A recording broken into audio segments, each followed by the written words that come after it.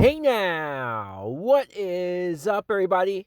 My name is Mike Brown, aka Review King MB, and I just got done watching Arrow. This is season 8, episode 1, the final season. And the very beginning of this episode, I was instantly hooked. Why? Because they basically recreated the pilot, at least for a majority of this beginning. You see Oliver on the island, him setting the fire with the arrow, being rescued. Instantly, you knew that something was up. At first, I thought they were just re-showing the events from episode 1 to keep us up to speed. But when you see that Oliver didn't have long hair, he had short hair, that's when I knew, all right, something here is going on. And when he arrives back home and he's talking to his mom, Moira Queen, so she's alive, but you see that she's married to Malcolm Merlyn, not Walter. That's when I realized it would get confirmed by that black dude who is warning everybody about the crisis that is coming. That Oliver is on a new Earth. He was sent here for a reason. It had something to do with Oliver needing to pick up some special particles or something that's only located on this Earth. I know it sounds probably far fetched and a little forced, but honestly, when I first heard that characters like Felicity and Thea and certain actors would not come back for the final season, I thought, how in the blue hell are we going to do this season and do the show justice without those characters? Even for Felicity, I know people became annoyed by her. Even I became annoyed by her. You can't have the final season really without her. But the way how they decided to do it, having Oliver on a different Earth, having him spend these next 8, 10 episodes, doing all of these various things on different Earths. It's smart. It's smart. It makes sense. Even though we were on a different Earth, even though we're dealing with different versions of these characters, not technically the same versions that we've been watching for 7, 8 years, but still, hearing that Thea died from an overdose on the drug Vertigo, that was sad. That was really, really sad. But once again, a smart way to write her character off. We find out that on this Earth, Green Arrow is Adrian Chase, which was odd, but I guess if you wanted to bring that actor back, I guess that's a way to do it. And the spin is that he's a good guy now. And maybe it would have been cooler to have Roy Harper as Green Arrow or somebody, but hey, fine, it's Adrian Chase. John Diggle comes to help. I like that we recreated the moment when he's supposed to be his driver, and then even Oliver tried to leave the door the same way that he did in the pilot.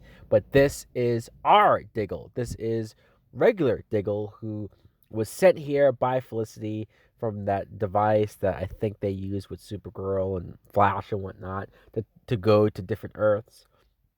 And I like that Felicity not only look, she wasn't there physically, but the idea that Felicity sent Diggle there to help Oliver to maybe stop him from killing himself in this mission. I like the dynamic between Diggle and Oliver. If you're gonna have somebody from the team be there for Oliver, Diggle is your guy, is the way to go. Tommy Merlin being Oliver's best friend. That was a nice reunion. The moment at the beginning when he hugs him and says, I just missed you. And then you find out that the Dark Archer, who we're going to all assume was Malcolm Merlyn, I admit I did as well. The moment when we find out that Tommy is the Dark Archer, I love this. I did, because I remember in season 1 when Tommy Merlyn was there and he was the best friend and he was the son of Malcolm, who we found out was the Dark Archer. I assumed that Tommy would later take up the mantle, become the new Dark Archer, basically the Harry Osborn of this story. And then they killed him. They killed Tommy in the finale. Complete shocker, a complete 180. And I think this was a way to at least see what it would have been like if Tommy was the Dark Archer. He had a similar arc, a similar plan that his father had in season 1, blowing up the Glades. But this time it was almost a direct result of what happened to Thea and the drugs. You see that Dinah, Drake, and Renee are hench people for him.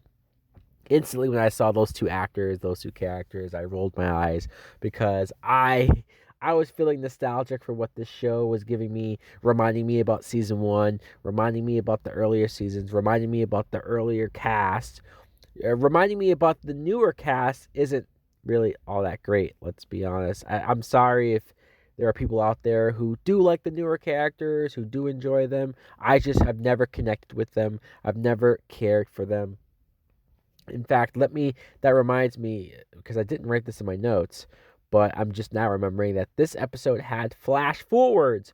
Once again, flash forwards. I am sick of these flash forwards. I hate flash forwards.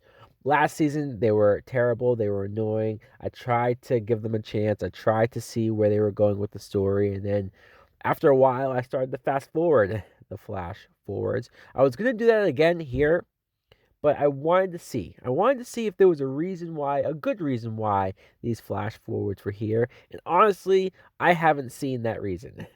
So maybe I'll start to fast forward them. I know that they plan on, or at least I think that CW plans on doing a spin-off with the future cast, Oliver and Felicity's daughter, and everyone else that you see there. They want to do a spin-off show with them, and maybe that will gain an audience. Maybe people will give an F, but I don't, and I don't care to watch a spin-off or watch those characters. No offense to the actors, I just don't give an F. Laurel, at least this Earth's Laurel has a new look. The blonde, short hair, it kind of works. I liked her, with long hair and whatnot, but this Laurel looks a little bit more badass. I buy her a little bit almost more as Black Canary, especially when she was in the suit. Looked pretty cool. And then after Oliver was not only able to save the city, but he also saved Tommy. That was a great moment that he convinced him to stop it. He didn't have to kill him. He didn't have to beat him down and outsmart him. No, he talked to him. You always see that in movies where the hero tries to talk to the villain, especially if it was a friend of his, or if it was somebody who just happened to turn evil. And it never works, right? The bad guy always ends up staying bad, but this time it worked. This time he did see the error of his ways.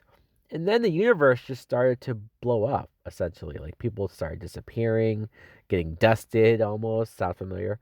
And the world was going away. And luckily, Oliver, Laurel, and Diggle were able to get out of there. I don't really know what was going on.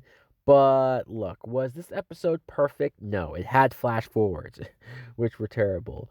And maybe to some people, it's a little too far fetched to have this alternate Earth, new Earth, and whatever's going on there. But for what they're doing, for how they're tying this back in or reminding us to the earlier seasons, the earlier characters, I would love to see more of the original cast back, even if it's for one-off episodes like Quentin Lance and whoever else that we can bring back, Deathstroke, Slade Wilson, any of these characters that I just care about. Thea, I know they said that she died, but maybe another Earth or the original Thea. Anyone will suffice. So, guys, let me know in the comments below, what did you think of this first episode of Season 8, the final season of Arrow? Did you like it as much as I did? Do you think that this has legs? Do you want to see where this is going next? Are you looking forward to Crisis on Infinite Earths? Because I know that I am. Do you like the flash forwards? Am I being too harsh? Am I being too negative? Maybe you guys enjoy it. Do you like that cast? Do you like those characters? Do you like that Thea is dead? Do you like that Felicity is gone? Anyways, guys, thanks for watching. Like, comment, subscribe. Later. Oh yeah, today I feel super